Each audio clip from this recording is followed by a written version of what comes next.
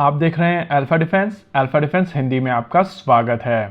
दिसंबर 4 और 5 को Russian president Vladimir Putin Bharat में होंगे और रशियन प्रेसिडेंट की ये विजिट बहुत ही सिग्निफिकेंट मानी जा रही थी। इनफैक्ट जियोपॉलिटिकल एंगल्स को ध्यान में रखते हुए ये विजिट बहुत ही इंपॉर्टेंट विजिट है और हम लोगों को यहाँ पर ये भी समझना पड़ेगा कि इस विजिट के दौरान काफी सिग्निफिकेंट चीजें डिस्कस की जाएंगी। हिस्टोरिकली भारत और रशिया के बीच में जब इस तरीके की डिस्कशंस होती आई हैं, तो उसका एंड रिजल्ट आमतौर पर एक बड़ी डिफेंस डील होती थी और इस विजिट को लेकर पहले से ही एंटिसिपेट किया जा रहा था कि रशियन प्रेसिडेंट जब भारत आएंगे तो कई सारी बड़ी डिफेंस डील्स की जाएंगी। लेकिन अब ये चीज क्लियर हो चुकी है कि इस विजिट के दौरान किसी भी तरीके की कोई भी बड़ी डील डिक्लेयर नहीं की जाएगी और रशियन प्रेसिडेंट की इस विजिट के दौरान फोकस काफी हद तक केवल जियोपॉलिटिक्स पे ही रहने वाला है। देखिए, आज सुबह defence secretary R K. Singh ANI की नेशनल सिक्योरिटी समिट में बात कर रहे थे और वहां पर एक क्वेश्चन का आंसर करते हुए उन्होंने बताया था कि रशियन प्रेसिडेंट की इस विजिट के दौरान कोई भी हाई प्रोफाइल डील साइन नहीं की जा रही।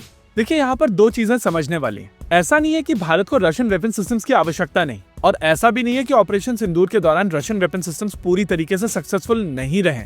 इनफैक्ट ऑपरेशन सिंदूर के दौरान S-400 ट्रायम्फ की परफॉर्मेंस काफी शानदार रही है और रक्षा मंत्री राजनाथ सिंह ये चीज क्लियर कर चुके हैं कि अगर आने वाले समय में भारत को और S-400 ट्रायम्फ मिलेंगी तो भारत जरूर इन मिसाइल सिस्टम्स को खरीदेगा। वहीं दूसरी ओर अगर भारतीय वायुसेना की स्क्वाड्रन स्ट्रेंथ की बात की जाए तो ये चीज हम सभी जानते हैं कि भारतीय वायुसेना की स्क्वाड्रन स्ट्रेंथ कम हो रही है और इस समय सिचुएशन काफी ज्यादा अलार्मिंग है। इसी चीज को ध्यान में रखते हुए कुछ समय पहले मिनिस्ट्री ऑफ डिफेंस की एक एम्पावर्ड कमेटी की तरफ से रिकमेंडेशन गया था और इस रिकमेंडेशन में कहा गया था कि भारत को कम से कम 3 से 4 squadron 5th generation fighter jet अपने बेड़े में शामिल करने पड़ेंगे।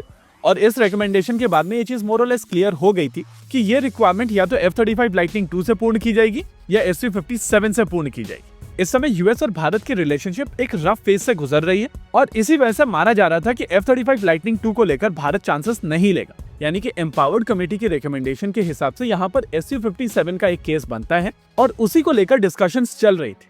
ओवरऑल यहाँ पर ये क्वेश्चन निकल कर आता है कि अगर भारतीय वायुसेना की स्क्वाड्रन स्ट्रेंथ इतनी तेजी से नीचे जा रही है तो भारत SU-57 को लेकर जल्दी डिसीजंस क्यों नहीं ले रहा है। दूसरा क्वेश्चन ये भी है कि हिस्टोरिकली जब भारत और रशिया के बीच में इस तरीके की मीटिंग्स होती थी तो उसका एंड रिजल्ट बड़ी डिफेंस डील्स होती थी और अगर ऐसे समय पर एक मीटिंग हो रही है तो यहाँ पर डिफेंस को लेकर कोई डील क्यों नहीं की जा रही है। देखिए, यहाँ पर दो इंपॉर्टेंट एस्पेक्ट्स को समझना बहुत जरूरी है। इस समय रशिया यूक्रेन वॉर को लेकर एक पीस डील नेगोशिएट की जा रही है और माना जा रहा है कि आने वाले समय में यूक्रेन को लेकर एक समझौता हो सकता है।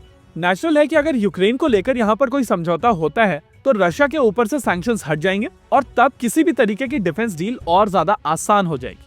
देखिए, इस समय एक ऐसी सिचुएशन है जहाँ पर बहुत सारी अनसर्टेनिटीज हैं। सबसे पहले, क्या यहाँ पर किसी भी तरीके की पीस डील हो भी पाएगी? इसके अलावा अगर कोई पीस डील यहाँ पर क्रैक हो भी जाती है तो कितने दिन तक इफेक्टिव रहेगी? और सबसे इंपॉर्टेंट एस्पेक्ट होने वाला है कि क्या पीस डील के बाद भी रशिया के ऊपर से सैंक्शंस हटाए जाएंगे? वहीं दूसरी ओर आने वाले समय में भारत और यूएस के बीच में ट्रेड डील नेगोशिएट होने वाली है और ट्रेड डील के नेगोशिएशन के साथ में चांसेस हैं कि भारत बहुत सारी defence deal as a leverage sign करे।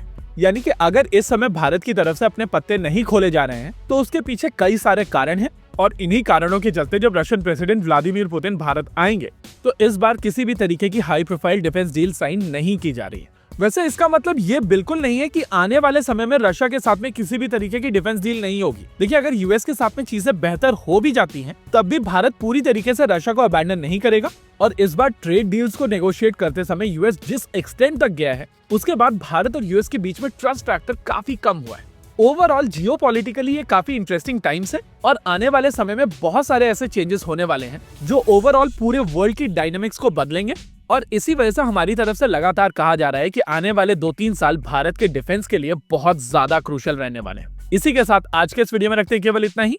वीडियो को अंत तक देखने के लिए धन्यवाद। देखते रहिए अल्फा डिफेंस। जय हिंद।